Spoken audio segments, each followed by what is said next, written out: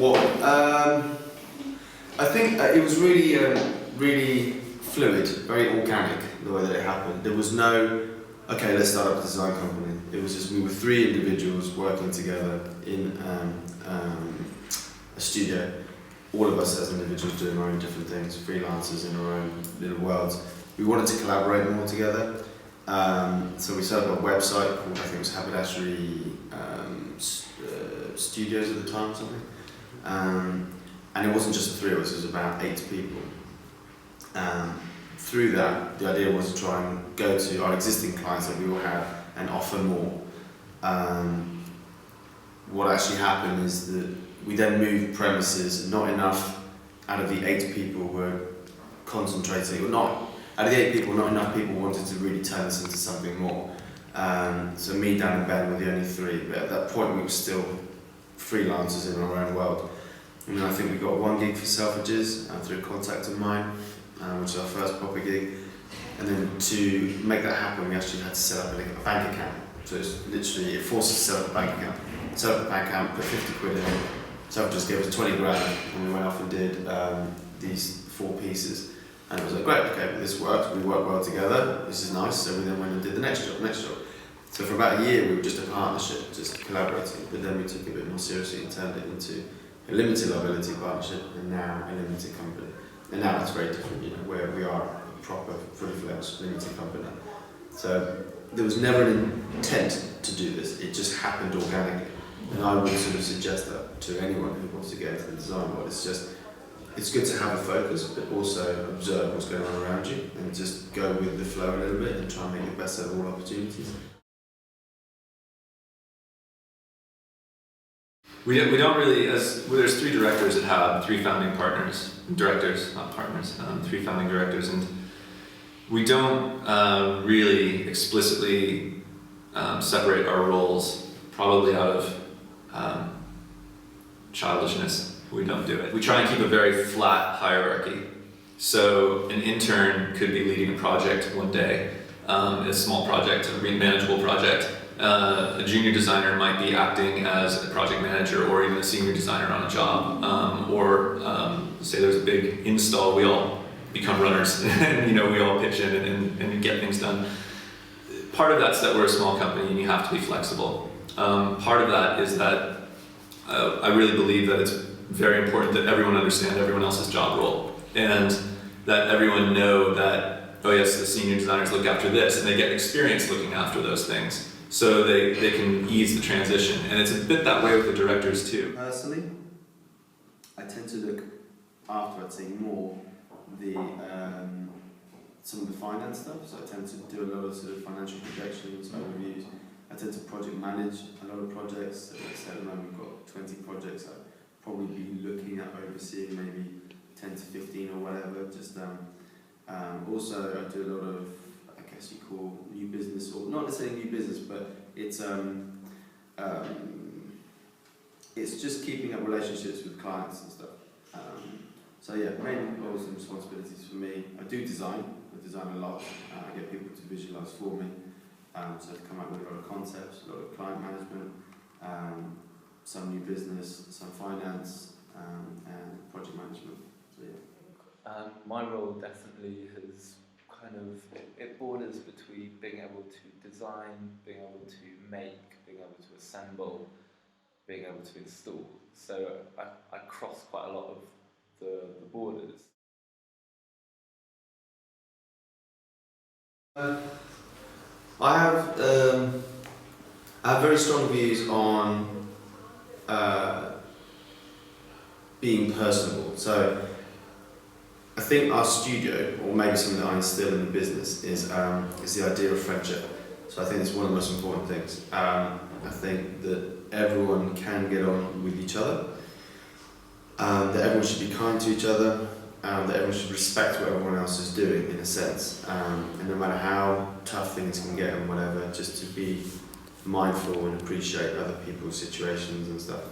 I think that's really important, because at the end of the day, we're not 14 individual designers designing for ourselves, 14 individual designers designing together for one common cause, in a sense.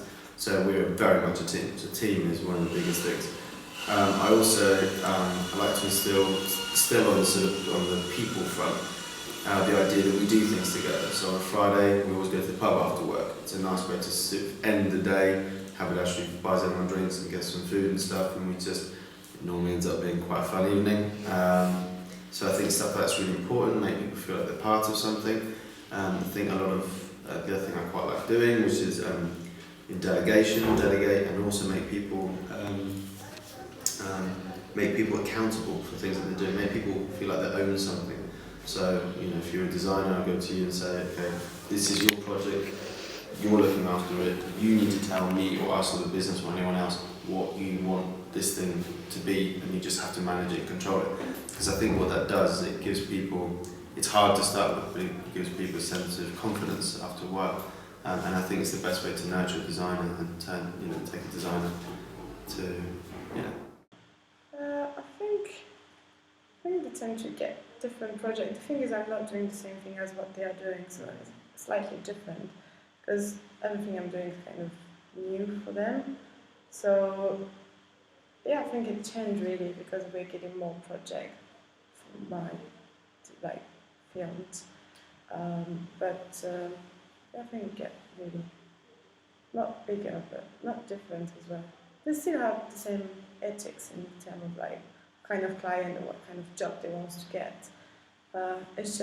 It's getting more busy, I think, in terms of... Yeah, I think it's quite holistic. Back to that thing, I think the way they work and the people who they enjoy working with, it's very much a team ethic. The directors get involved from stage one all the way through to potentially even installation. And same with senior designers, the senior designer will design, spec and subcontract and then be involved in the kind of sub-assembly stage and then on site with installation. So it's very kind of unusual in that way that it's a holistic approach. So that's, from my point of view, that's really, really interesting, and you've got direct contact with. Public, I would say not a lot of public know what we do. Realistically, we're not an agency, a design agency or company who is very public facing. Not that we don't want to be, it's just as I said, we do a lot of one-off high-end bespoke products for private clients. I think the client's perception of what we do is that we're very skilled. We are, they probably think, and I would agree, that we're kind of on the cutting edge of design and understanding of technologies. That's a hard question, actually. What do people think about us? It's a very good question. I don't know. A lot of people look at our work and think that there's a cool element, that the stuff that we do is cool because it is so diverse, because it isn't just one thing, from big 50-ton sculptures to, smaller walls for BFI, to, hanging sculptures in the top of the Shard, to, One Hyde Park, to works in Monaco and New York and stuff.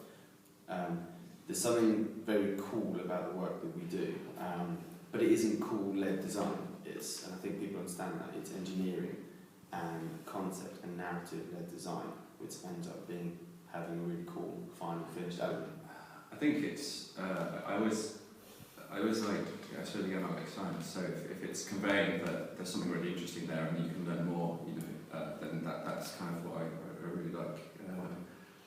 In the simplest terms, that can be like cantilevers that look impossible, then actually work, and if someone who's like a kid looking at it and go, well, how does that even stand up? And that's quite inspiring, and it has a sort of mystical air to it. So if you do something that people don't know quite how it works, then then I really, really like that. So I go to a lot of exhibitions, and a lot of time I try and I understand how most of them work. If something doesn't, I don't understand how something works, then that's really interesting for me, because someone's done something really interesting, or it's a technology I don't know about, which is cool.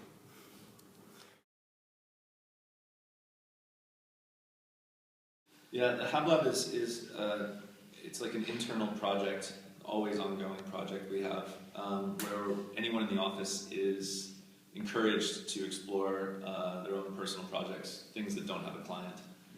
things that don't necessarily have a guaranteed outcome or even a known outcome. We do ask that it has a goal, that you're not just,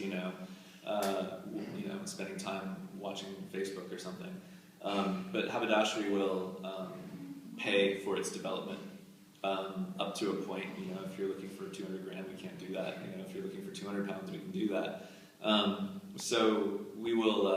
We ask people to just submit a quick A4 sheet about what they want to do, what their schedule approximately is for it, how much money they think they may need, or if at all, and how they'll know if they've succeeded or failed for each stage of development, and then just go for it. And we ask that everyone just manage their time on their other projects appropriately so that they have time to do that. We don't carve out time for you.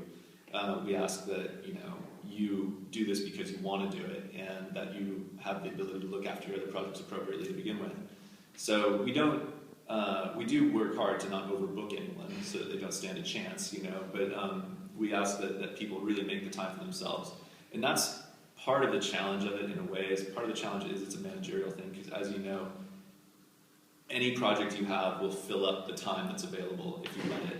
But in this case, we're saying you can't let it if you want to do this. You have to get your job done appropriately within the right amount of time, rather than just letting it go on endlessly, so that you have the time to explore these things that you're passionate about, and we'll support those explorations.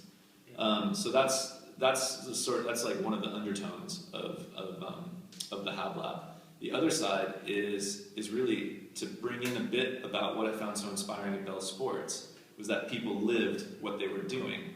And you don't want to have designers who aren't passionate about their design work, about exploring and about learning about materials and processes and whatever.